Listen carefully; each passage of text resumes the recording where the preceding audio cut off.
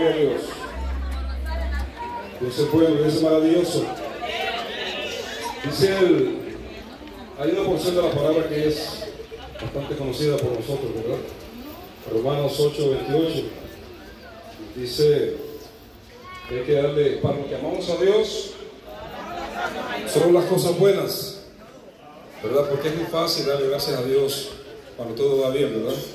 Pero es importante también darle gracias a Él en todo momento.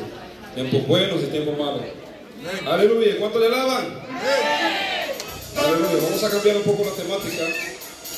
Regresando, ¿verdad?, a mis inicios.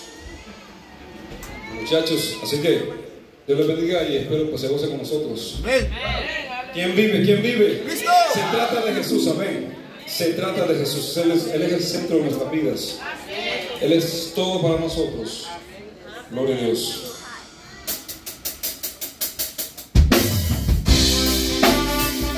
Vamos a ver si me ayudan con las palmas. Eso.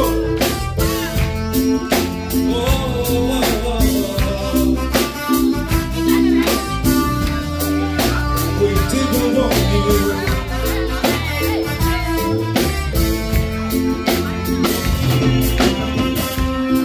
Sulle su serve rubano serme lu ipini magunda wamanda lugunda pungi luna su seru tu bei inyula wame wakabo rubano serme osanga rubano serme lu eso rubano serme lu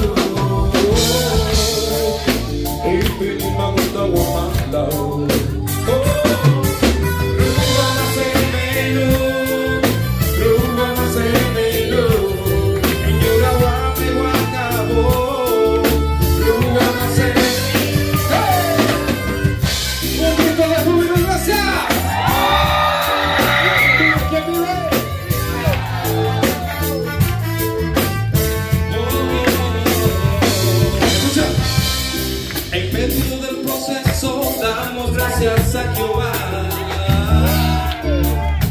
Lo que suceda ocurra para bien.